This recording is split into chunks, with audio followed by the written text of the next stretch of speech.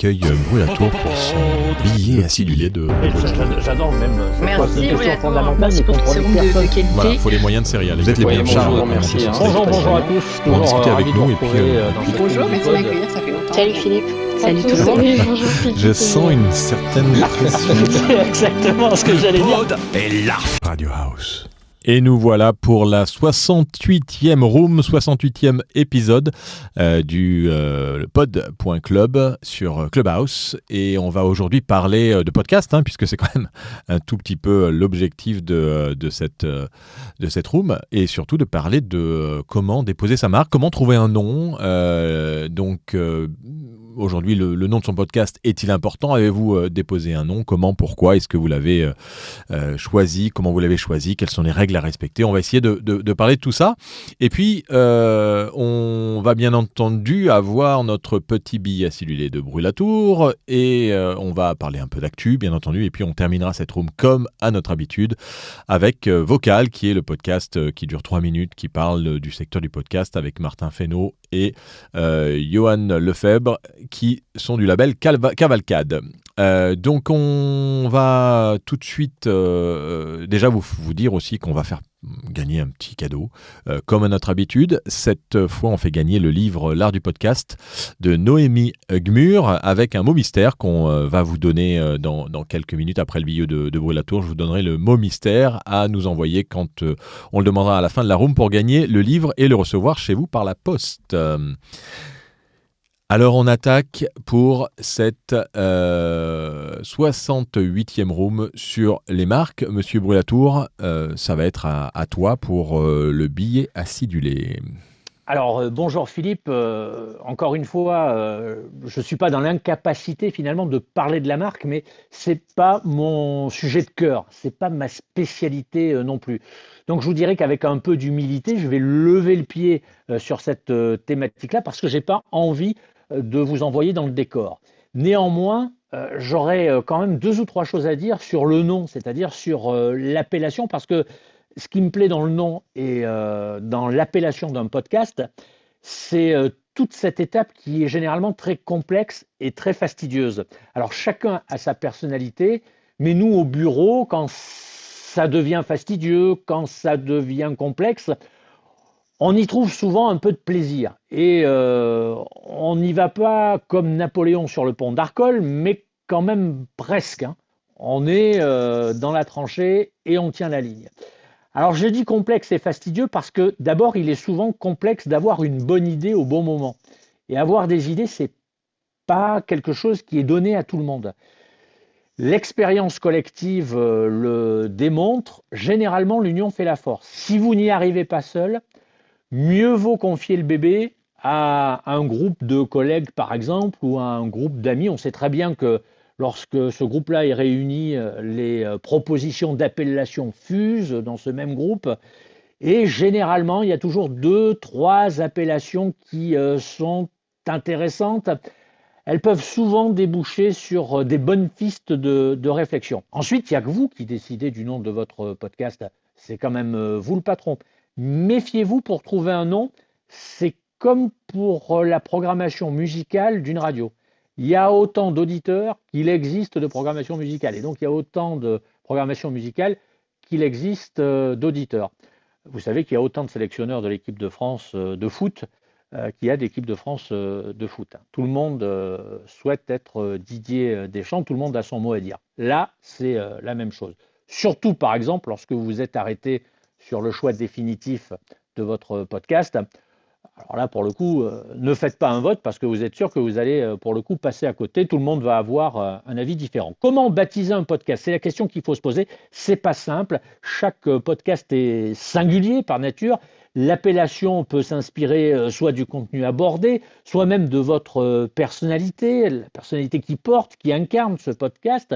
Soit elle peut s'inspirer du style que l'on veut donner à son podcast, c'est-à-dire la philosophie qui doit se dégager de ce que vous dites. Bref, il y a 1001 idées donc pour trouver un nom à son podcast, mais trouver le bon nom n'est pas simple, je le répète, c'est pas impossible, mais c'est pas simple. Ce qui est certain, c'est qu'une fois que vous l'avez trouvé, Alors là, pour le coup, il y a une autre difficulté parce que là, il est très difficile, voire impossible, de réenclencher la marche arrière. Autrement dit, de revenir sur sa décision. Bon, faut généralement attendre, par exemple, la fin de la série ou la fin de la saison. Et je vais vous dire, honnêtement, c'est pas toujours agréable de changer d'appellation en cours de route parce que c'est le signe clairement que vous avez échoué. Et ce signe-là, vous le dévoilez au grand jour. Vous dévoilez le fait que vous vous êtes trompé, ce qui peut arriver. Mais c'est quand même malvenu. Alors bon, comme tout projet, il faut être curieux. Regardez sur Apple Podcast ou sur Google Podcast, par exemple, quelles sont les tendances utilisées, les noms employés, les choix décidés. Alors plus profondément, il faut aussi regarder les vignettes qui représentent aussi, et donc visuellement, les titres des podcasts. Une vignette, c'est un prolongement de titre, ça donne un petit peu plus la température. Donc il faut humer, j'ai coutume de dire qu'il faut humer l'air du temps. Il faut être observateur, sensible donc aux appellations, aux noms des podcasts. Attention tout de même avec la vieille expérience qui me caractérise, je dirais que chaque période a ses modes et ses habitudes. D'après ce que je constate, mais c'est un avis totalement personnel, mais je crois que Philippe pourrait valider cet avis qui m'est très personnel. Après une ère qui a été longtemps consacrée aux anglicismes, je pense que l'on est entré dans une nouvelle ère, celle des titres de podcasts qui n'ont aucun lien avec le sujet abordé. C'est ce qui me frappe quand, justement, comme vous, je survole Apple Podcast ou Google Podcast. Bon, bien sûr, il y a des contre-exemples, on est d'accord, mais ce n'est pas le sujet. Là, on cherche les contre-exemples. Et je peux vous dire que de plus en plus, moi, je vois passer des noms qui n'ont absolument rien à voir avec le podcast, qui n'ont aucun lien avec le sujet abordé dans ce podcast-là. Alors, est-ce que c'est une façon d'appâter autrement le chaland ? Ouais, probablement. Par exemple, j'ai vu passer un podcast, on en parlait encore hier soir, qui porte le nom étrange de Vénus s'épilait-elle la chatte ? Alors là, je dois dire que c'est étrange, c'est curieux. Moi, je suis assez dubitatif, voire même relativement perplexe là-dessus. Mais à mon avis, c'est fait exprès. C'est-à-dire que la personne qui baptise de ce nom-là son podcast, et d'ailleurs, je ne prends pas trop de risques, Philippe me corrigera et doit me corriger si je me trompe, il n'y a pas grand-chose à voir entre ce titre-là et ce qu'il représente dans son ensemble et ce qui est abordé dans le podcast. Je peux me tromper, mais j'en suis quasiment certain. Dans ce cas-là, c'est fait exprès. C'est surprendre l'auditeur potentiel, même si le titre du podcast ne renvoie pas forcément au style et au contenu du dit podcast. Bon, allez, j'en termine là. Un dernier conseil pour la route, parce que je ne veux pas être long.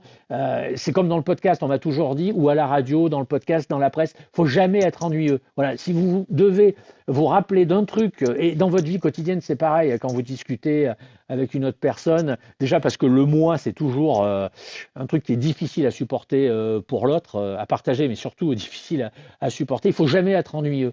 Et dans le podcast, c'est pareil. À la radio, c'est pareil. À la télé, c'est pareil. Au cinéma, c'est pareil. Si vous êtes ennuyeux au cinéma, vous passez à côté du film et les spectateurs vont vous pourrir. Il y a un autre conseil, il ne faut jamais copier. Alors ça, vraiment, moi, c'est un truc c'est rébarbatif chez moi. Et j'imagine que pour vous aussi, mieux vaut passer à côté de son appellation, très honnêtement, que de copier ou plutôt de customiser un nom. Ça me fait penser, par exemple, je suis un gosse des années 70 et 80. Dans les années 70 et 80, les gens qui gagnaient 800 francs à l'époque n'avaient pas la capacité de s'acheter une voiture de course et un truc turbo, GTI, etc. Donc, ils prenaient toujours 10-15% de leur salaire tous les mois pour aller acheter une grande antenne, un béquet arrière, des longues portées sur le capot, de la peau de mouton pour mettre, je vous assure, sur le volant. Donc au bout d'un an, on avait devant soi une voiture qui rassemblait toutes sortes de choses hétéroclites et ça ressemblait plus à rien. Donc il ne faut pas customiser, ça c'est sûr. Il ne faut pas chercher à copier, ça c'est sûr aussi. Mieux vaut passer à côté, Philippe, de son appellation plutôt que de copier le nom d'un podcast. Voilà ce que je peux vous dire aujourd'hui. Je vais rester là quelques minutes. Si vous voulez, je peux vous répondre sur la créativité de la chose et sur l'aspect juridique. Alors parce que là, Philippe, il est hyper pointu là-dessus, il est hyper tatillon sur cet aspect juridique-là. Si vous avez des questions à lui poser, c'est à lui qu'il faut les poser parce qu'il va vous donner des réponses très concrètes. Voilà, Philippe. Eh bien, merci, monsieur Brulatour. Radio House. Oh yeah. Merci pour ce billet acidulé. Et donc, merci, Philippe. on remercie aussi les éditions Erol qui font gagner le livre de Noémie Gmur où il y a plein de choses sur l'art du podcast et bien entendu sur les questions de nom, de marque peut-être pas, mais de nom tout au moins. Et donc, vous avez la possibilité de gagner un exemplaire papier si vous l'avez pas déjà, parce que je pense que tous ceux qui sont dans la room, vous l'avez peut-être déjà acheté au Paris Podcast Festival ou sur Internet. Mais ceux qui l'ont pas, restez jusqu'à la fin pour participer et peut-être le recevoir par la poste avec le mot mystère qui sera Erol, EYRO2LES. Donc, remercie les éditions Erol de nous avoir envoyé des exemplaires qu'on fait gagner comme ça un peu tous les mois et chaque room on essaie de faire gagner des choses un peu différentes. On espère aussi bientôt peut-être qui sait faire gagner des micros, faire gagner un peu de hardware parce que ça c'est des choses qui sont sympas aussi à faire gagner.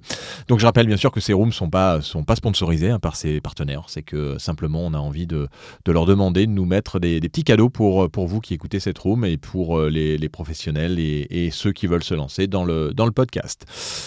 Alors, l'idée de la room, c'est vraiment que vous montiez pour partager vos trucs et astuces, pour bien sûr poser vos questions si on peut y répondre, parce qu'on ne peut pas dire qu'on n'est pas sûr de pouvoir répondre à toutes vos questions. En tout cas, ce qui est certain, c'est que ceux qui s'intéressent déjà au nom et à la marque, vous avez dans le pod numéro 7 quelque chose qui est assez intéressant, c'est que Cindy Honnet nous a fait un article sur trouver un nom percutant à votre podcast et ça vous permet d'avoir un peu une méthodologie sur les piliers qu'il faut suivre pour trouver un nom percutant et donc on parle souvent de brainstorming. Alors j'aimerais poser cette question dans la room et dans tous ceux qui sont présents. Est-ce que, pour trouver le nom de votre podcast, vous avez fait un brainstorming ou comment vous vous y êtes pris pour trouver votre nom? Est-ce que... J'ai plusieurs questions. Donc, comment vous avez fait? La deuxième question que je vous pose, c'est est-ce que vous avez déposé ce nom à l'INPI notamment, et ça fait partie des choses qui sont quand même importantes parce que... Vous savez qu'un nom, c'est une marque est un bien immobilier. Qui a donc une valeur marchande et que vous pouvez revendre. Donc, est-ce que vous avez pensé à ça ou pas? Et donc, la troisième question, c'est est-ce que vous avez lu l'article de Cindy Honnet sur le pod numéro 7 qui vient de paraître en digital gratuitement. Alors je laisse les mains se lever pour ceux qui ont envie de répondre à ces questions. Comment vous avez trouvé votre nom? Est-ce que vous l'avez déposé à l'INPI ou autrement parce que il n'y a pas que l'INPI, il y a les enveloppes solo, il y a l'antériorité qui peut être juridiquement validée aussi. Donc il y a différentes solutions. Je vois que Nina a demandé à monter et je pense que des fois l'ascenseur Ça y est, tu es là Nina. Salut Nina, bienvenue à toi. Hello, bonjour. Ça faisait un moment que je venais plus sur oui, sur ça fait longtemps qu'on t'a pas vu. Oui, mais j'éctais les replays par contre. Ah, donc, super. C'est une fonctionnalité que j'ai découverte. Philippe va être content. C'est franchement top. Alors, c'est le replay sur Clubhouse parce que j'ai pas encore mis le replay sur le site Le Pod de la semaine dernière qui a été intéressante. Mais ouais, Clubhouse, ça permet aussi de réécouter et puis de voir qui parle. C'est assez bien fait leur truc d'ailleurs. À toi, Nina. Je trouve que c'est bien fait, merci. Juste un petit point concernant parce que je travaille dans la communication et dans la sémiologie, donc l'étude des signes, du discours, de l'image, etc. Et par rapport juste au podcast sur Vénus, est-ce qu'elle s'est pilée la chatte? C'est un peu trash et je pense que c'est l'objectif. Ouais. Mais le titre a été pensé, je les connais pas personnellement, mais je pense que le titre a été pensé parce qu'il y a un paradoxe sur la féminité entre la Vénus, qui est la féminité mythe connue un peu du grand public, et l'épilation de la chatte avec toute cette polémique qui parle, ou du moins qui fait un lien avec la déconstruction du mythe de la féminité, avec ce féminisme un petit peu trash. Donc je trouve ce titre cohérent, assez fin. Et je pense que c'est justement pour ça qu'elles veulent rentrer dedans pour qu'on en parle aujourd'hui. Alors, Donc ça c'est m'est pas juste vu comme ça parce que moi, je savais pas quelle était la philosophie, mais s'il y a un aspect féministe derrière, Oui, effectivement, il y a un gros je aspect comprends mieux. féministe, donc ça c'est clair. Et puis ils sont D'accord. voilà basés sur le patriarcat et la colonisation. L'art a ouais. contribué à normaliser la domination masculine, etc. Donc il y a vraiment Ok. des et c'est vrai que le nom est bien trouvé. Après, je ne pense pas qu'ils parlent chacun de voilà s'ils sont épilés ou pas. D'épilation, Non oui, non, non mais on non, est mais d'accord. on est d'accord. Non, ou de Vénus, ou peut-être non, ou non, si peut-être que ça peut être des sujets parce qu'en soi c'est lié avec parce que je pense qu'elle dénonce un petit peu les injonctions au Mhm. quotidien de la femme, qu'est-ce que la féminité, donc c'est lié en soi et je pense que c'est ce combat entre vraiment le mythe et la déconstruction qui s'opposent. Mais c'est vrai que c'est et le fait que ce soit un peu bon, un peu Ah, trash, je ouais, pense que un peu ça fait du bruit. provocateur, ouais. Oui, voilà. Bah oui, déjà quand on dit chatte dans un titre et que ça concerne véritablement l'organe Ouais, féminin, bah, c'est vrai que c'est un peu. ça interpelle. Alors oui, Ça il parle interpelle. beaucoup de nu, hein. C'est le nu dans l'art, si j'ai bien compris, puisqu'il y a, Mhm. il y a des, voilà, des épisodes sur Picasso. Ouais. Donc c'est quand même très lié et c'est vrai que c'est. Alors, Cindy le dit dans son article du Pod, c'est-à-dire que c'est un nom qui va être un peu démarquant qui va participer en fait au meilleur référencement parce que c'est pas des choses qu'on recherche sur Google puisque bien sûr ce qui est Totalement. important quand on cherche un nom c'est de regarder tout de suite sur Google ce que ça donne quand on tape son nom Mm. et là on a vite des réponses Nina. Tu as cherché toi Totalement. des noms tu as déjà Oui. fait des brainstorming est-ce que c'est le Euh, brainstorming qui aide? D'une part, mais c'est plutôt le sens qu'on veut donner. Donc, ça dépend. Moi, par exemple, en agence, quand on a un naming avec beaucoup de budget, on fait pas trop un brainstorming sur qu'est-ce qu'on va dire, mais on fait toute une étude en amont sur le sens qu'on veut véhiculer, que ça soit. Là, je le dis vraiment dans le cadre du travail. Et après, j'ai fait une application à côté, mais vraiment sur l'environnement, qu'est-ce qu'on veut dire, qu'est-ce que ça se traduit, enfin comment ça se traduit dans différentes langues, parce que bon, chatte en français, c'est assimilé au sexe féminin, mais peut-être que dans une autre langue, ça veut dire autre chose. Donc, on fait vraiment toutes ces études en amont et c'est vrai que des fois, on ne le fait pas. Pour ma part, moi, j'ai un podcast qui s'appelle Lix. Et au début, il s'appelait Sans filtre. Et j'ai dû le rechanger avant même que Gabriel Attal appelle son émission Sans filtre. Donc, j'ai bien fait. Il y a eu cette problématique de me dire, j'ai pas envie de rester sur le côté un peu français, mais quel sens je veux véhiculer. Donc, il y a toute cette réflexion en amont, avant même de parler de logo, d'image, etc., concernant un nom qu'il faut faire et c'est pas donné à tout le monde parce que forcément, on n'a pas tous les mêmes méthodos. Donc, non, pas brainstorm au départ, c'était vraiment le sens. Ensuite, le champ lexical par rapport à ce que je voulais dire. Et ensuite, me rapprocher de plus en plus, de plus en plus. Après, il y a eu quelques sélections à la fin. J'avais 3 noms dans ma tête. Et après, j'ai vérifié sur l'INPI quel était le mieux. Et j'ai corrélé les disponibilités avec le sens. Et voilà. Donc tu as déposé à Et, l'INPI Ouais. et et Nina, tu t'es aperçu qu'il y avait une saisonnalité une mode dans les appellations ou pas? Voilà, j'avais l'impression qu'il y avait une saisonnalité, enfin une période d'anglicisme, Ouais. aujourd'hui des titres de podcasts qui renvoient à pas grand-chose ou qui sont pas forcément des titres comme l'auditeur pourrait en attendre. Est-ce que tu as remarqué qu'il y a une saisonnalité ou des périodes des modes? Ouais, il y a beaucoup de tendances, que ça soit tendance d'image, la tendance, elle est propre à chacun des métiers. Mais ce que je voyais beaucoup, c'est l'appellation, par exemple, ajouter Paris ou ajouter France. Bon, avec toute la connotation de qualité, de luxe, etc. Mais pour des choses qui sont made in China ou même si j'ai rien contre cette industrie-là ou d'autres. Mais c'est vrai que l'anglicisme, ça se voit. Après, je pense que ça dépend vraiment la cible, l'audience qu'on veut toucher. Moi, par exemple, dans Leaks, je fais référence aussi à Wikileaks et par rapport à mon côté assez critique sur certains points mais tout le monde n'a pas la référence. Donc leaks, ça veut dire fuite en anglais, mais en français, les gens, par exemple, quand je dis leaks, ils l'écrivent L-I-Q-U-S ou L-I-C-S, enfin bref, ça dépend. Donc je pense que c'est aussi ça à voir comment le nom va être retranscrit dans différentes langues, parce que les gens ne pensent pas tout de suite à c'est l'anglais, Wikileaks, etc.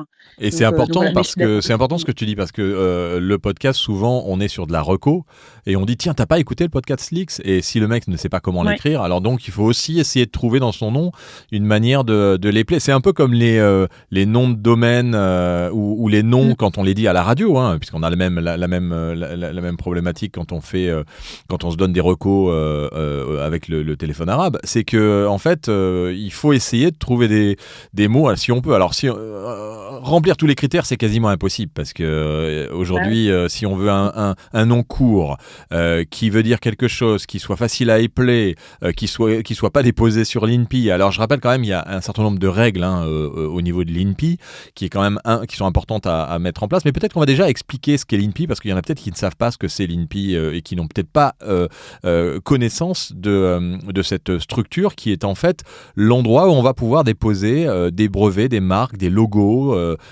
et qui permettent aussi d'envoyer ce qu'on appelle des enveloppes solo qui coûtent beaucoup moins cher qu'un dépôt de marque à l'INPI puisqu'un dépôt de marque à l'INPI c'était à l'époque 210 € pour 3 classes. Ça marche par classe, c'est-à-dire vous avez des classes, vous pouvez déposer dans des machines à outils, enfin il y a vraiment toutes sortes de catégories. Puis vous avez des catégories qui sont émissions de radio, qui sont vraiment beaucoup plus spécifiques pour le secteur du podcast. Tu te rappelles toi, Nina, des classes dans lesquelles tu as déposé ou pas du tout? C'est un truc où tu as regardé, tu t'y connaissais avant? Comment tu as fait pour l'INPI pour déposer? Je m'y connaissais un petit peu. Après, c'est vrai que j'ai décidé d'investir un tout petit peu avec une structure à côté qui n'était pas non plus énorme. Mais je me suis dit, vaut mieux éviter parce que vu les sujets aussi un peu parfois polémiques que je gère, vaut mieux éviter ce type de problème-là. Mais en soi, le plus compliqué pour ma part, c'était de choisir justement les classes jusqu'où on va. Est-ce que on reste seulement sur les médias, publicité et penser jusqu'à plus loin à des vêtements, ou est-ce qu'on essaye de bloquer, par exemple pour l'X, absolument tout, mais dans ce cas le prix n'est pas la même chose. Et après, c'est 240 € maintenant quand même pour le dépôt toute classe de 3 marques, de 3 classes. Par contre, après, à chaque classe supplémentaire, c'est une quarantaine d'euros, si je ne me trompe. Donc, ce qui fait que si on veut, il y a beaucoup de classes, et en plus, il y a des classes qui... et dans les classes, si vous avez une grande famille, et ensuite, à l'intérieur, vous pouvez sélectionner uniquement certaines parties, mais notamment, et je pense à ça, parce que dans le podcast, on réalise quand même pas mal de choses et beaucoup d'événementiels, beaucoup de publications de livres. Et donc, il y a une classe pour les livres, il y a une classe pour l'organisation d'événements. Donc, tout ça, c'est à rajouter. Donc, mais en général, avec 3 classes, on arrive à s'en sortir pas trop mal. Et jusqu'à 3 classes, c'est 240 €. Et ensuite, après, c'est payant supplémentaire pour les classes.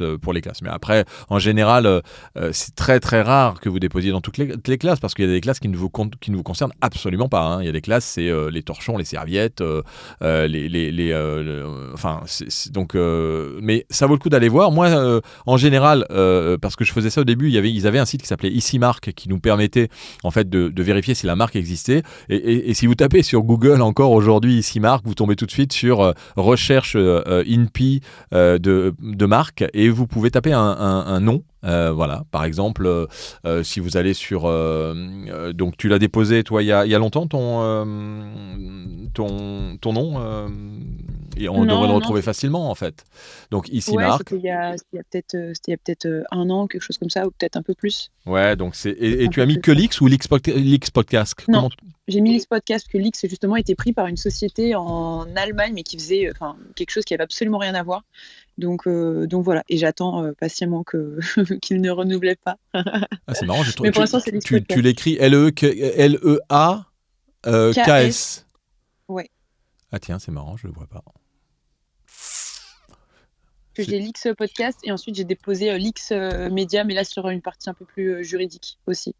D'accord, parce qu'il apparaît pas dans la recherche, c'est bizarre. Notre marque l'X Podcast, donc je le vois pas. Bon, vérifie quand même qu'il y a, parce que vous savez que le dépôt, alors pour ceux qui n'ont jamais fait de dépôt à l'INPI d'un nom, vous avez d'abord, vous pouvez déposer sous différentes manières. Vous pouvez déposer en semi-figuratif, vous pouvez déposer le texte. Vous pouvez donc semi-figuratif, ça veut dire que vous déposez et le texte et vous pouvez lier un logo avec. Qui va être en couleur ou qui va et vous envoyer carrément votre visuel avec votre nom écrit sur le logo. Ça veut dire qu'on peut aussi déposer son logo ou sa jaquette principale par exemple et avoir en semi-figuratif qui est donc la possibilité d'avoir les deux déposés, le logo et en plus le nom écrit. Vous pouvez déposer uniquement le nom écrit c'est-à-dire complètement oral. Et puis après, vous avez une troisième possibilité, mais en général, c'est soit semi-figuratif, soit oral. Et une fois que vous avez fait ça, à partir de là, vous recevez, vous payez, bien entendu, vous recevez une confirmation, et au bout d'un mois, vous recevez une confirmation officielle, puisque vous savez, quand on dépose un nom, eh bien, les services juridiques de l'INPI vont aller voir tous les noms qui existent et qui ont été déposés, qui se rapprochent de votre nom. Et qu'est-ce qui va se passer? Eh bien, vous allez recevoir soit un oui, soit un non, ou alors un courrier recommandé, tout simplement. Des juristes de l'INPI qui vous disent nous avons eu des remarques par rapport au dépôt de votre nom parce que votre nom est trop générique. Par exemple, on va prendre un nom, je sais pas moi, on peut prendre un nom qui s'appelle, je sais pas, bouteille plastique. Bouteille plastique, vous allez avoir du mal à le déposer parce que ce sont des mots qui sont génériques et qui sont identifiés comme une bouteille plastique. Donc personne ne pourra vraiment le déposer. Ils vous enverront en fait, selon les classes que vous avez déposées, un courrier recommandé en disant vous ne pouvez pas déposer dans telle classe parce que votre nom est trop générique. Par contre, si vous aviez écrit bouteille plastique de 2028, là d'un seul coup, ça n'est plus générique, c'est spécifique avec une année ou avec un chiffre à côté, et à partir de là, vous pouvez déposer. Ensuite, une fois que vous avez votre papier, c'est pas fini parce que vous pouvez avoir des réclamations de personnes partout dans le monde, puisque après ça part au niveau international. Il y a des bases de données communes au niveau international et qui après reviennent vers vous avec aussi des lettres d'avocats ou de juristes en vous disant monsieur, vous avez utilisé un nom qui se rapproche du mien, parce que attention, ils peuvent être très proches, et si ça se rapproche trop, soit vous embauchez un avocat et là ça va vous coûter de l'argent, soit les juristes de l'INPI font le travail pour vous et vous proposent en fait, parce que vous avez payé ce dépôt, vous proposent des possibilités qui vous disent ne déposez pas dans cette classe parce qu'en effet il y a un litige et donc vous n'allez pas gagner, et ensuite le dossier continue. Si vous ne répondez pas, le dossier continue avec les juristes de l'INPI, et si vous répondez, là vous rentrez dans la danse et là vous commencez à avoir ça commence à coûter cher parce qu'il vous faut un avocat et ça peut aller très loin. Donc c'est compliqué. Une fois que vous avez déposé votre marque française et que vous avez attendu 3 mois et que vous n'avez pas eu de retour, ça y est, c'est bon, vous pouvez utiliser votre marque, vous pouvez mettre marque numéro déposé à l'INPI numéro tant, et à partir de là vous pouvez y aller sur la communication de votre podcast. Donc il faut s'y prendre quand même à l'avance. Je ne sais pas si tu l'avais fait, Nina, tu t'y es pris à l'avance ou tu avais déjà communiqué sur ton nom. Et tu as quand même une spécificité, c'est que tu avais déposé aussi ton premier nom ou pas du tout? Ouais, c'est bien parce que je le trouvais pas. Non, le premier, je l'avais pas déposé en fait, vu que j'ai peur de changer. J'ai bien fait de changer de nom, j'étais pas sûre. Au départ, je l'ai laissé comme ça. Donc, c'était plutôt le hâte sur Instagram et sur les autres réseaux sociaux pour ne pas avoir ce problème-là de disponibilité. Mais c'est bizarre, là, je vais envoyer un message justement à des gens qui m'accompagnent, parce que je ne trouve pas non plus. Donc... Et je confirme, il n'y est pas. Il n'est pas déposé à l'INPI. Donc, tu vois, au moins, ça aurait servi à ça. C'est-à-dire que tu n'as pas ta marque qui est déposée. Donc, si quelqu'un va les déposer maintenant à l'INPI, allez-y. Non. Mais concrètement, c'est quelque chose qui est vraiment très important. Vous avez trouvé un bon nom. Alors, le fait d'avoir changé de nom, Nina, par rapport à ton podcast, et les autres, vous avez le droit de monter. On n'est pas là pour parler que tous les trois. Donc, venez partager avec nous vos expertises, expériences ou vos inquiétudes aussi sur le fait que vous n'ayez pas déposé. Qu'est-ce qu'il faut faire? Est-ce que ça existe? Est-ce que ça n'existe pas? On pourra faire même des recherches en direct si vous voulez. Donc, montez avec nous sur la stage. Changer un nom, c'est pas simple. Parce que tu as toute une communauté, tu as tes réseaux sociaux, ça faisait longtemps que tu l'avais ce nom avant, et ça a été quoi les problèmes que tu as rencontrés de changer de nom? Oui, j'invite tout le monde vraiment à venir. En plus, je vois plein de gens que je croise sur les réseaux, donc je les invite vraiment à venir compléter cette room passionnante. De mon côté, en fait, c'était vraiment toute une réflexion. Donc, c'était quand je l'avais lancé en 2018 et c'est, je crois, en 2020. Donc, relancer vraiment toute la ligne éditoriale, d'une part, et ça avait plus de sens. Ça avait plus de sens par rapport au positionnement que je voulais. Et j'ai bien fait parce que à la base, le nom Sans filtre est un nom un peu connu. Et la preuve, bah, j'ai eu de la chance parce que Gabriel Attal et d'autres podcasteurs, où il y a même d'autres personnes qui ont repris ce nom.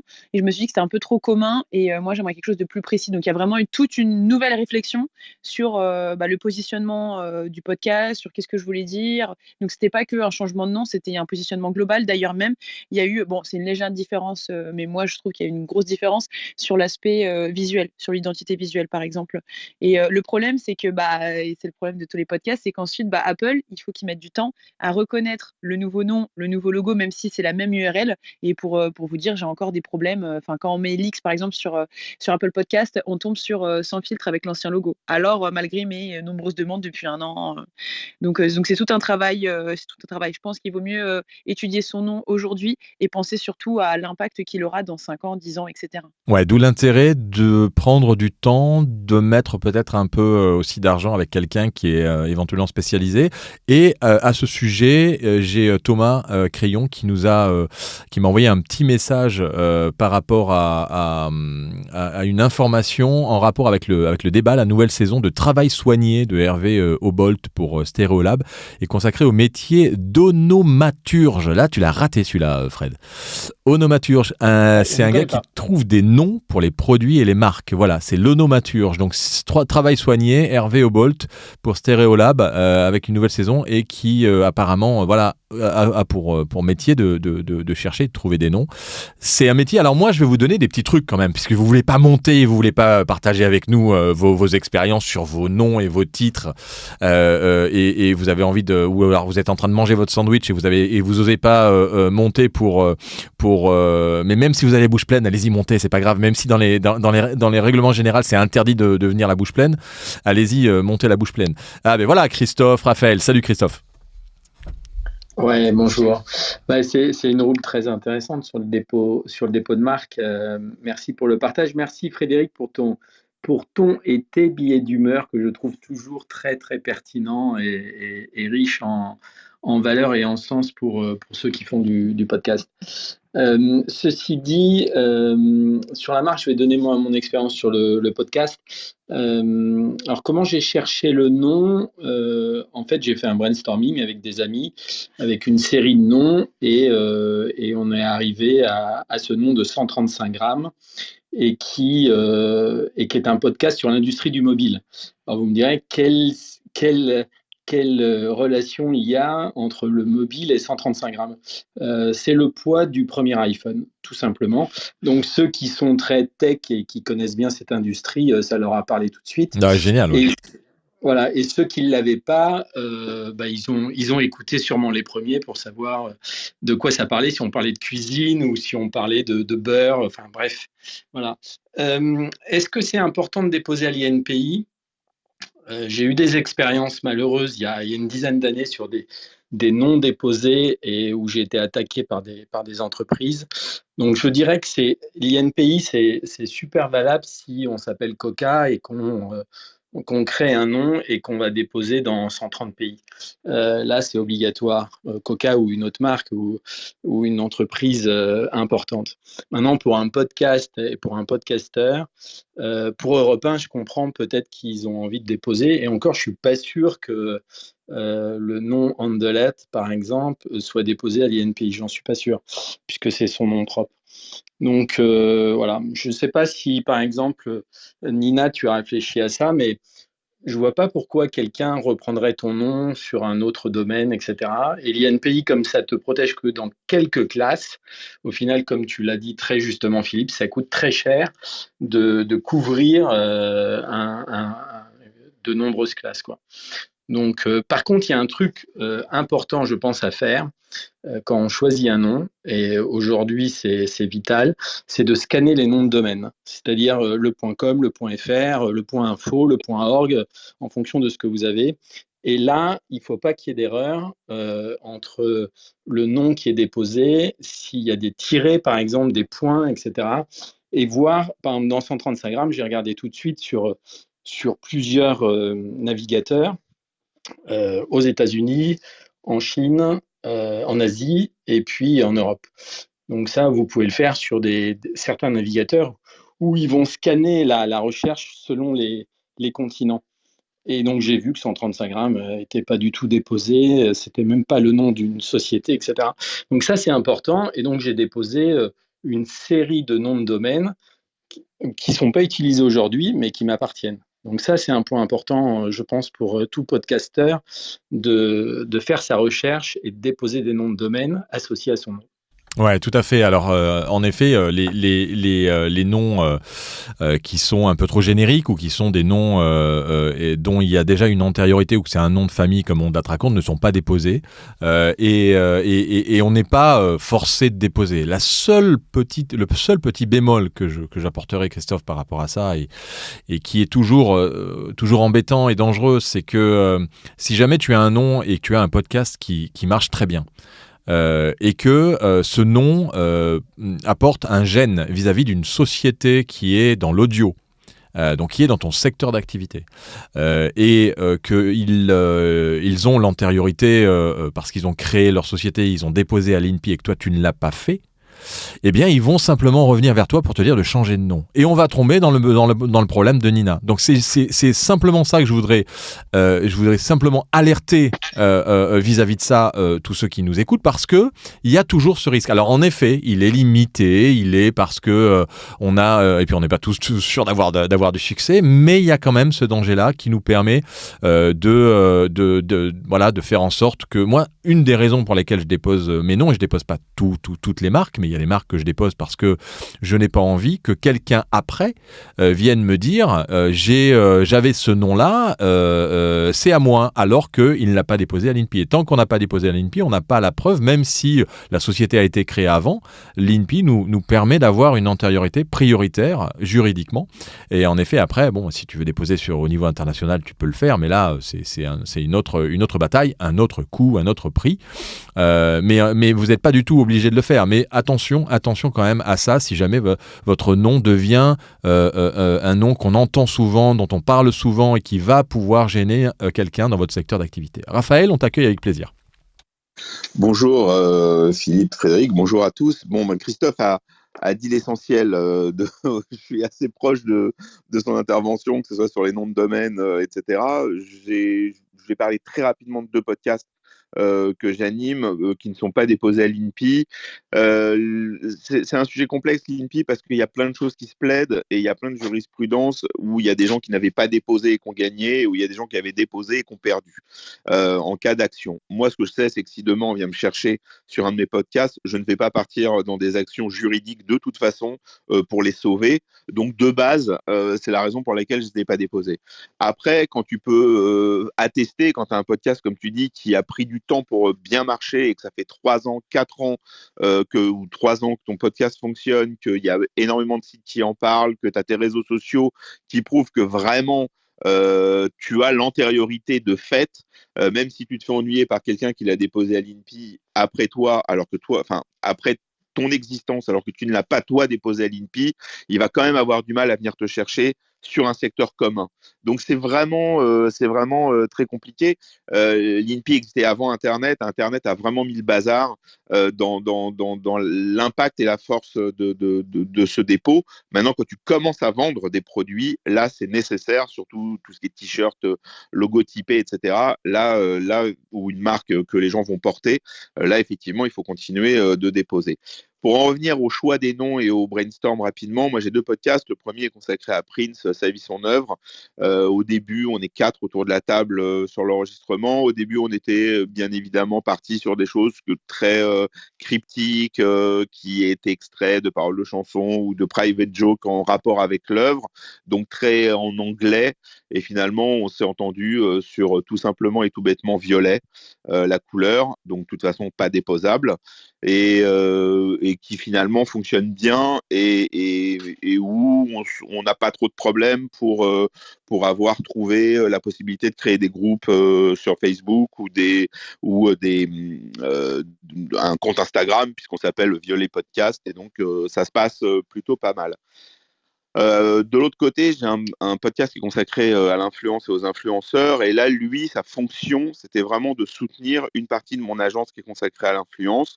Donc là, on a discuté autour de la table avec les gens avec qui je travaille ici. On savait qu'on allait avoir un nom bancal. Au final, on a opté pour Story d'influence, qui est absolument pas un nom fantastique, mais qui permettait, ce podcast me sert à asseoir la notoriété et la crédibilité de l'agence sur les questions de l'influence, parce qu'on a un podcast qui est principalement orienté autour d'interviews d'influenceurs et de créateurs de contenu, avec un rythme qui est quasi hebdomadaire. Donc j'avais juste besoin d'avoir un nom qui me permettait, voilà, d'associer, d'avoir quelque chose d'assez clair au niveau du thème qu'on abordait. On a essayé plein de choses, on a essayé des jeux de mots, on a essayé des trucs où il y avait des noms qui avaient plus ou moins un rapport. Bon an, mal an, c'est celui qui, après 3-4 jours, revenait sans cesse et était devenu, quand on parlait du projet, le nom de code, donc on l'a gardé. Voilà, ça a été issu d'un brainstorm, et là aussi, je ne l'ai pas déposé, j'ai même pas pris le nom de domaine. Donc voilà, rapidement, j'apporte pas une grande pierre à l'édifice, mais c'était bon. Je suis monté au moment où vous étiez que tous les trois. Hein. Exactement, et tu as bien fait. On est très heureux de te parler, parce que toutes les expériences sont enrichissantes et bonnes à prendre. Et c'est vrai que Violet est un nom qui, on peut rien faire parce que c'est indéposable. C'est compliqué après, peut-être en termes de référencement, de pouvoir. De toute façon, tous les podcasteurs ont l'avantage de pouvoir rajouter podcast après. Et ça, exactement. Par contre, le jour où Violet Podcast est pris, tu peux pas le reprendre là. Tu as raison. Alors c'est un peu après, coincé. c'est intéressant parce que je suis vraiment le cordonnier le plus mal chaussé. Évidemment, puisque à mes clients, je conseille de pas faire du tout comme ça. C'est-à-dire à la fois de faire des recherches d'antériorité, effectivement d'essayer d'être sur des noms pertinents et de voir comment on peut être trouvé sur les moteurs. En fait, je crois que ça dépend vraiment de la manière dont tu vas diffuser ton podcast, de ta cible et de la communication qu'il va y avoir autour. Moi, je suis sur un podcast de niche. Je sais très bien que les plateformes vont rarement me mettre en avant dans leur édito. J'ai un podcast qui fait entre 3h30 et 4h10 avec des gens qui trouvent que c'est trop court. Donc, je suis hors code quand je vois que au podcast Paris Festival, on te dit qu'au-delà de 20 minutes, tu commences à avoir une courbe d'écoute qui descend. Mais je suis absolument pas dans ces normes-là. Donc, en fait, voilà, j'ai un podcast de niche et pourtant, on totalise sur l'année dernière plus de 150 000 écoutes. Donc, ça va. Moi, je suis très content. Je fais pas de business avec ça. Ça reste un truc de passionné. L'autre podcast, je savais qu'il allait avoir une audience très variable, puisque la plupart de l'audience sur le podcast d'influence, j'ai des pics à chaque fois qu'on poste, puisque chaque influenceur ou créatrice de contenu va en parler à sa communauté. Donc, j'ai de toute façon une audience qui va être en fonction de la personne qui est invitée, et là encore, ça va être beaucoup de recrutement de l'audience direct.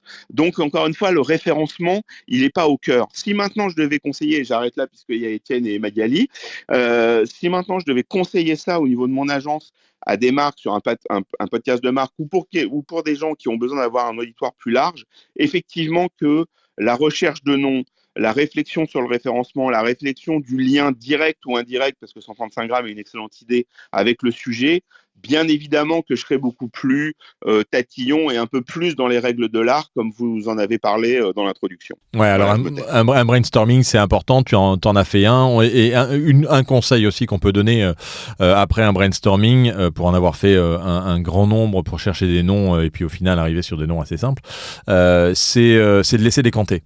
Ça, je pense que tout le monde est d'accord. Ceux qui ont fait des brainstorming, il faut vraiment dormir dessus, se laisser quelques jours, faire autre chose. Il faut laisser plusieurs jours, parce qu'il y a un moment où tu te rends compte que naturellement, les noms vont être employés. Après, moi, j'avoue qu'à titre d'expérience, et même dans les formations que je donne en communication, je prends un peu de recul.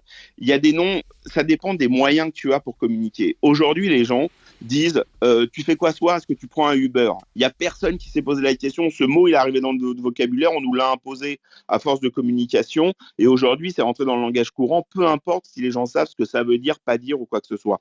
Et dans le digital, il y a des tonnes de mots comme ça qui sont rentrés, des tonnes de marques. Bien sûr. Ah ben non, mais Yahoo, blablabla, Blablacar. Enfin, Deliveroo quelque part, tu vois, d'un coup, ça rentre. Donc, si tu as la puissance de frappe d'imposer ton nom, de le faire voir, de le faire entendre, les gens vont l'adopter et vont s'en faire, ils vont s'en faire une propriété. Donc, ça dépend vraiment de la stratégie qu'il y a autour, parce que tu peux très bien avoir un nom bancal. Enfin, moi, ça fait 30 ans que le plus gros site consacré à Prince en France s'appelle Shcopy. C'est parti d'une blague. Ça n'a aucun rapport avec le gars. C'est parti d'une blague. Et aujourd'hui, tu as des Américains qui en parlent et ça me fait mourir de rire. Bah oui, mais c'est ce que disait Cindy dans le podcast. Ouais. Si vous avez l'occasion de lire la page sur le nom percutant, c'est en fait tu interpelles et tu sais pas ce que ça veut dire et tu es décalé en fait par rapport à un nom et quelque part ça te donne une valeur supplémentaire parce que t'as aussi le côté mnémotechnique qui est important. C'est est-ce que on se rappelle de ce mot, de ce nom facilement, et ça c'est un élément qui est super important et c'est pour ça qu'il faut faire décanter son nom. C'est est-ce que 3 jours plus tard vous vous rappelez du nom que vous avez retenu. Si vous n'êtes pas sûr, c'est que c'est pas le bon. Ça, c'est un truc qui fonctionne vraiment très bien. Et un dernier truc que je peux vous donner si vous cherchez un nom. Vous avez et Raphaël, pour qu'on continue dans ton sens, vous essayez de le traduire dans d'autres langues. Vous prenez Google Translate et vous prenez, par exemple, vous voulez faire un podcast sur le sport nautique et vous faites sport nautique en japonais, en chinois, et vous allez voir dans toutes les langues européennes que vous pouvez trouver, et vous allez voir que vous allez avoir des noms qui vont venir et qui vont avoir ce côté mnémotechnique dont on se rappelle très bien et qui peuvent vous permettre de dire mais pourquoi tu as choisi ce nom-là? Et derrière, oui, mais ça veut dire sport nautique en japonais, par exemple. Donc ça, c'est un autre truc. On accueille Étienne qui vient pour nous partager plein de choses. Étienne, salut. Bonjour à tous, content de vous revoir. Sur mes petits déboires, moi j'ai commencé en plein dedans puisque j'ai fait une petite recherche d'antériorité sur l'INPI. J'ai trouvé effectivement la SNSM qui avait souscrit il y a quelques années, mais alors ça s'appelait, je crois que c'était Canal 16, la radio des sauveteurs en mer, www.snsm.org. J'imaginais que c'était plutôt pour une radio, et encore une fois, c'était, je pense, avant l'ère des podcasts. Donc j'ai pas trop cherché, je suis resté là-dessus. Et Canal 16, c'est comme étagère, frigo, c'est un petit peu quelque chose qui est utilisé pour dès qu'on parle d'urgence en mer. Hein. Donc, comme tu l'as dit tout à l'heure, Philippe, de toute manière, moi, c'est plutôt les termes de langage, c'est plutôt Canal 16 le podcast. Donc, comme ça, c'est clair. J'ai vérifié, comme vous l'avez tous dit, les noms de domaine. Et donc, ça, je les ai achetés. Voilà. Donc, ça, c'était aussi pour permettre l'antériorité s'il y avait un peu des guerres de clochers à terme. Et là où ça a été très drôle, c'est que j'ai contacté la SNSM, non pas pour parler de ça, mais pour dire est-ce que j'ai le droit de contacter vos sauveteurs. Parce qu'il faut savoir que la SNSM, quand il y a un accident avec un bateau, ils ont beau faire un petit récap et faire un petit papier sur le magazine de la SNSM, c'est souvent scruté par les assurances. Autrement dit, tout ce qui est dit par la SNSM est scruté par les assurances. Voilà. Donc voilà, j'ai discuté avec la responsable de la com de Paris qui m'a dit écoutez, je veux bien que vous discutiez avec nos sauveteurs, mais alors le problème c'est qu'on va bientôt sortir un podcast. Donc on en est resté là, c'était au mois d'avril. Alors tu veux une bonne nouvelle? Ils ont déposé en juin Canal 16. Jusqu'en 2031, voilà. Avec marqué classe 38, service de diffusion et de transmission de podcast, 39 services d'information en matière de navigation, 41 création de podcast. Voilà. Donc, si vous voulez déposer, donc là, tu vas être coincé, Étienne. Bienvenue au club. Ouais. Ils l'ont déposé en juin 2021, donc c'est-à-dire ils ont donc la propriété pendant 10 ans et dans 2 classes qui te concernent directement. Donc, je vous rappelle, si vous voulez déposer à l'INPI, les classes 38 et 41, et je vous avoue qu'ils viennent d'ajouter ces classes, puisque la création-rédaction de podcast n'existait pas avant. Et la service de diffusion de transmission de podcast était plutôt des diffusions de programmes radiophoniques. Donc en fait, ils ont fait évoluer leur classification parce qu'il y a du business qui est en train de se faire autour du podcast et que maintenant, on rigole plus, les amis. Voilà. Bon, ben voilà, Étienne. Écoute, tu reviendras pour nous donner ton nouveau nom. Bon, c'est pas marrant, je te dis. C'est du direct. Voilà. Non, après, c'était un parti pris. C'est-à-dire que quand j'ai eu Caroline elle m'a dit, voilà, j'ai 3-4 podcasts à faire passer juste pendant l'été. On verra après. Moi, c'était en connaissance de cause et une des vocations, hein, c'était un partage d'expérience. Comme vous l'avez dit, moi, j'ai pas d'enjeu économique. Ça me plaisait. J'avais pas envie non plus de refaire toute ma com et toutes mes vignettes. Donc maintenant, je verrai. Il faut savoir que derrière eux, ils ont une boîte de com et ils ont un avocat des marques. Donc, en fait, j'avais pas de temps à perdre face à eux. En fait, j'étais déjà cramé, je pense, avant, et je pense qu'ils ont pris les devants, même si j'ai l'antériorité de tout ce qui est, nom de domaine, etc.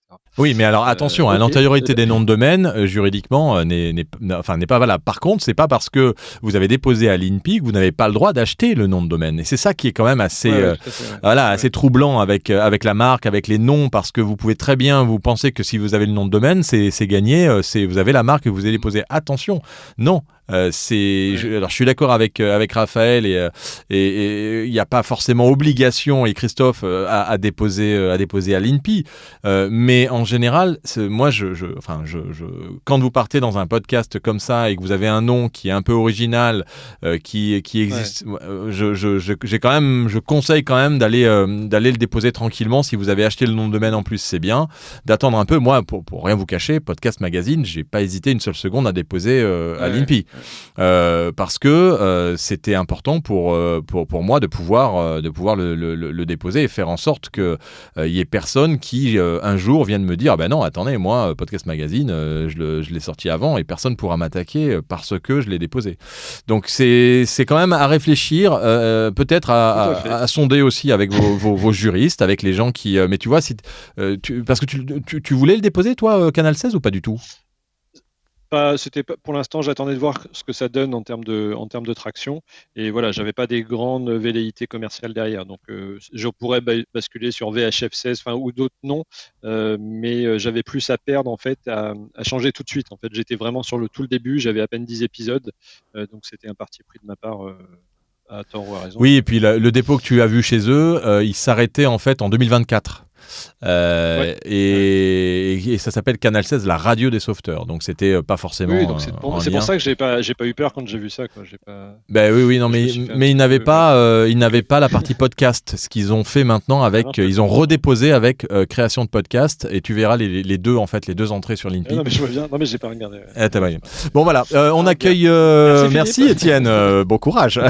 On accueille Magali. Salut Magali. Salut à tous. Moi, comme d'habitude, j'ai pas de podcast, mais quand même, je m'en mêle. Magali, elle est géniale, c'est toute une réunion. Moi, j'ai pas de podcast, mais on t'accueille quand même avec un grand plaisir. Merci. Je voulais revenir sur ce qu'a dit Nina au début sur le podcast Vénus épilait-elle la chatte. Dans le même genre un peu qui fait un peu polémique, il y a un podcast qui s'appelle Les enfants du bruit et de l'odeur. Donc, c'est un podcast qui parle de parentalité et d'enfants racisés en fait à l'école. Et en fait, ils ont pris le nom rapport à un discours qu'avait prononcé un politique qui disait voilà que les immigrés, en gros, ils puent et ils font du bruit. Ah oui, d'accord. Donc, voilà. Donc du coup, voilà, dans les titres de podcast un peu provoque. flash, il y a ça, les enfants du bruit et de l'odeur. Pour dire aussi sur les changements de nom de podcast, m'est venu en tête là celui de le podcast de Pauline Léniaud, qui s'appelle maintenant le podcast de Pauline Léniaud, qui s'appelait auparavant Le Gratin et qui s'appelait encore auparavant Crème de la crème. Ah ouais, pas bon ça quand même, ça fait beaucoup de changements. Hein.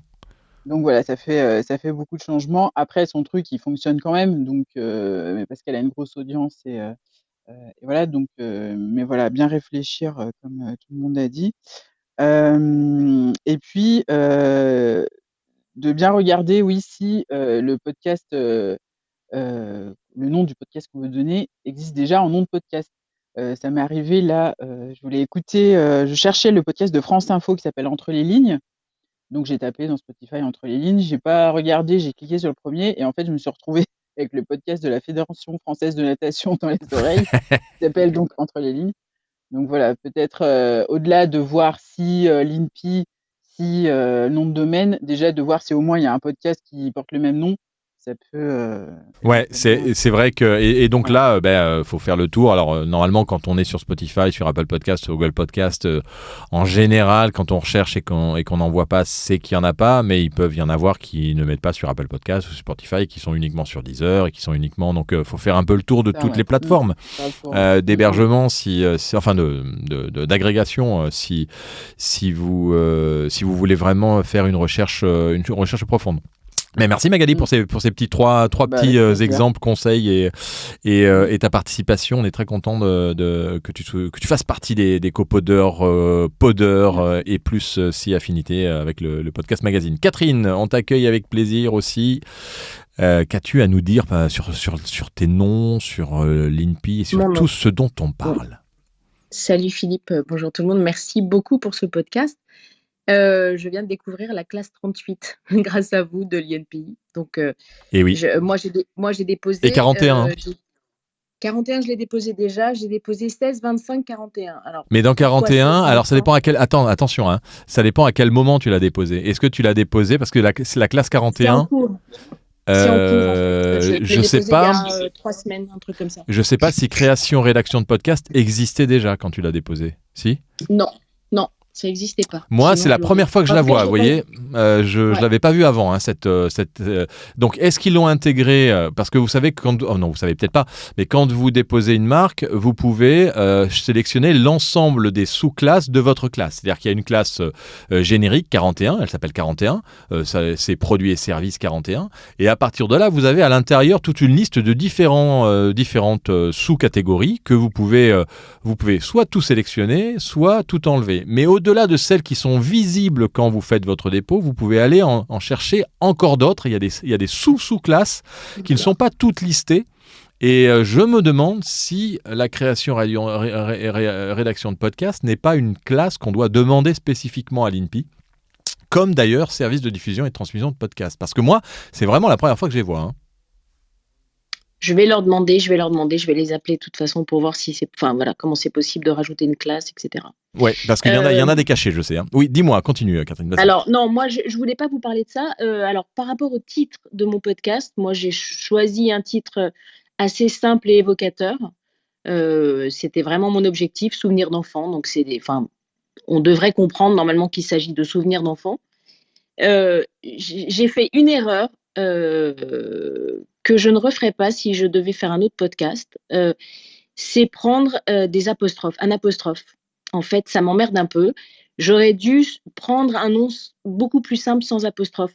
Parce que du coup, quand tu le déposes, alors moi je suis sur Ocha, par exemple, je suis hébergée sur Ocha, et quand leur site internet, enfin mon site sur Ocha, c'est souvenir-des-enfants.com ou Oui, parce qu'ils rajoutent des tirets au lieu de mettre des espaces voilà. ou des apostrophes, parce que les apostrophes ne marchent pas sur les moteurs de recherche. Voilà. Et du coup, moi, là, je suis en train de créer mon site internet et j'ai déposé le nom souvenirdenfant.com. Mais du coup, c'est un peu emmerdant. Voilà, je trouve que quand tu as un nom sans apostrophe, voilà, c'est plus simple. Donc, Bon, c'est l'erreur que je ne ferai pas. Écoute, voilà, ça c'est pas grave, c'est du concret. mais- Non, mais c'est bien parce que c'est du concret, c'est du vécu, et c'est ce dont on a besoin entre nous de partager un peu le vécu. Donc évitons, si on peut. Ouais, souvent la question en fait, voilà, qu'est-ce qui est mieux? Alors, il y a des gens qui disent non, faut mettre un tiret, et des gens qui disent non, faut pas mettre de tiret. Donc tu es toujours un peu emmerdé, voilà. Donc c'était ça. Et réflexion souvenir d'enfant n'est pas déposé à l'INPI. Il y a souvenir d'enfance, mais qui a été déposé en 2006, donc qui n'est plus apparemment. Alors moi en j'ai vigueur. fait une demande normalement ma demande de dépôt est en cours depuis 3 semaines.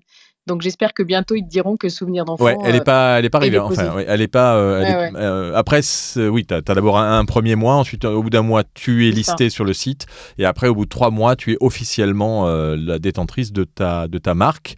Est-ce que certains dans la room, et ça va peut-être la dernière question, puisque bon, on va terminer cette room tranquillement avec Vocal, et puis on va faire gagner le livre maintenant. Ouais, on va faire gagner le livre pour celui qui envoie Erol directement par message. Vous gagnez le livre de Noémie Gmur. Et n'hésitez pas à envoyer le mot mystère et je vous enverrai bien entendu le livre Et c'est c'est Nina qui a été la plus rapide. Bravo Nina, tu as gagné le livre. J'espère que tu l'avais pas. Non, je l'avais pas. Tu dis Covid, pourquoi tu dis Covid ? Non, non. vive. Ah, vive. J'avais entendu Covid. Non, mais c'est une obsession. Hein. On finit par entendre ce qu'on veut. Eh ben, super. Félicitations, Nina. Tu vois, tu as bien fait de venir. Donc, qu'est-ce que je disais ? Non, je parlais de quoi juste avant ? Je disais que on avait peut-être une dernière intervention pour dernière question ou dernière truc astuce. Je vois que nous avons Alban qui a levé la main que j'essaie de faire monter. Et puis, voilà, Alban, c'est à toi. Si tu veux partager avec nous aussi par rapport à ce dont on parle, tu es la bienvenue. Merci beaucoup. Bonjour à tous. Je viens tout juste d'arriver, donc je vous écoute, mais le sujet m'intéresse vraiment. Ça a commencé depuis longtemps ? Ah ouais, ça a commencé depuis 1 heure, donc tu vas pouvoir écouter le replay. C'est génial. Ok. Bah ouais, parce qu'on va se quitter dans pas longtemps, mais tu as bien fait de lever la main. On a parlé de plein de choses intéressantes, de l'INPI, de comment choisir un nom, de comment déposer sa marque ou pas, parce qu'on n'est pas obligé, il n'y a aucune obligation. Quel nom choisir, comment, pourquoi, brainstorming, pas de brainstorming, se lancer ou pas dans l'aventure d'un nom original. C'est un peu le résumé en quelques mots, mais le replay va être disponible très vite sur Clubhouse, et puis nous on le met aussi dans notre espace sur le pod.fr/podcast avec un S à la fin. Vous retrouvez le calendrier des prochaines rooms. Je vais planifier les rooms de janvier et de février et avant la fin de cette semaine. On a une room à la rentrée, la prochaine room, Fred, puisque je sais que tu ne sais pas laquelle c'est. On va parler de formation. Ah bah, génial, c'est pas aussi ma tasse de thé, mais j'essaierai de me motiver. On gagne toujours à ouvrir un livre, à se former, à discuter, à partager son expérience, toujours, comme on gagne toujours à sortir de son bureau. Ouais, on va parler de toutes les formations qu'il y a en podcast et puis en voix certainement, et on sera avec Hero, qui est une formation sur le storytelling et sur la création de podcasts, pour laquelle on est partenaire avec le pod, et on fait partie du jury qui est d'ailleurs a lieu aujourd'hui ou demain, je pense, si je ne me trompe.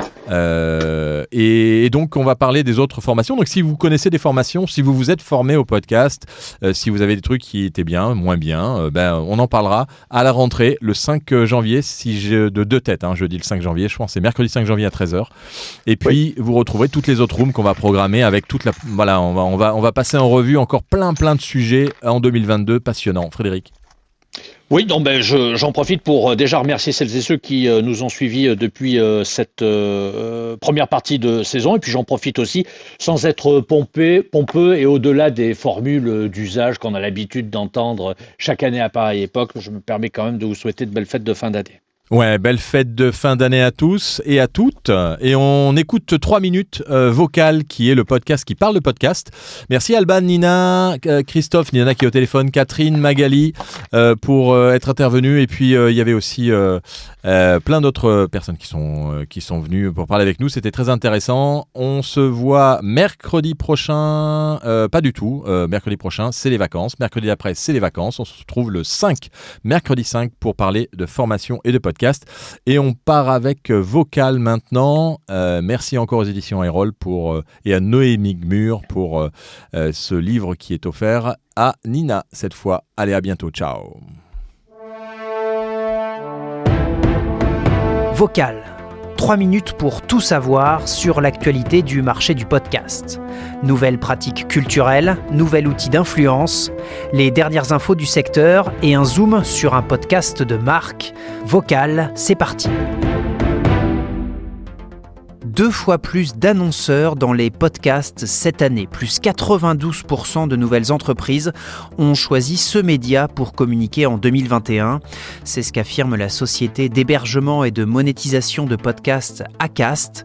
Dans son bilan annuel basé sur les écoutes réalisées sur son réseau, Acast affirme que les secteurs les plus investis par les marques sont la technologie, la banque et les assurances, le B2B et la culture.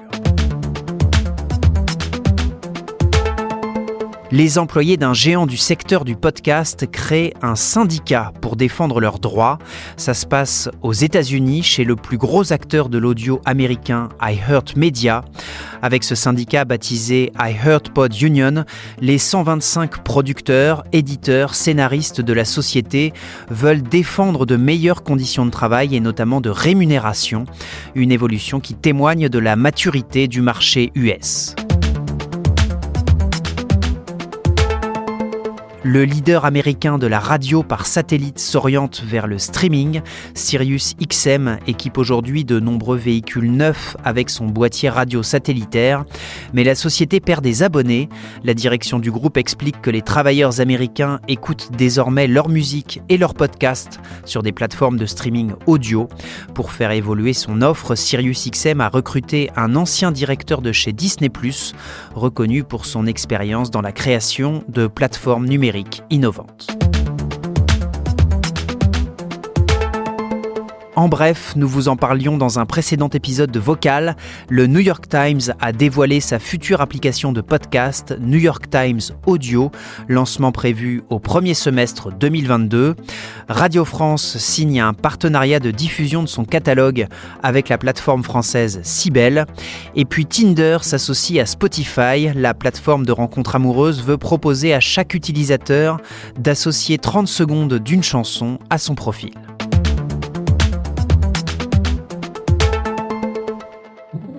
Bienvenue, si vous nous rejoignez. Nous sommes le mardi 21 septembre 2031. Il est tout juste 9h. Tout de suite, un point sur l'information. Zoom sur l'ANSES et son podcast Zootopic. Favorable pour les élections de mi-mandat au Congrès américain. Avec 36,8% des voix, l'ancienne star d'Hollywood devance de plus de 10 points ses principaux concurrents. En mêlant des séquences d'actualités fictionnées et des interviews avec des chercheurs, l'Agence nationale de sécurité sanitaire de l'alimentation, de l'environnement et du travail questionne l'intrication des problématiques sanitaires relatives aux animaux et aux humains. Un podcast en 5 épisodes réalisé par Moustique Studio en partenariat avec un média, The Conversation, qui propose des analyses de l'actualité à partir de contributions universitaires. Zootopic a reçu l'argent au Grand Prix Stratégie de la communication santé.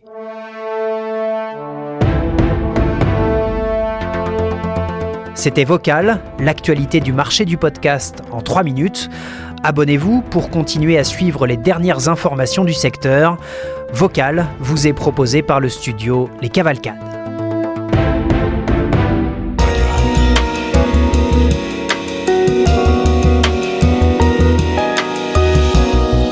Une production Radio House. Et on accueille Bruit à Tour pour son billet acidulé de...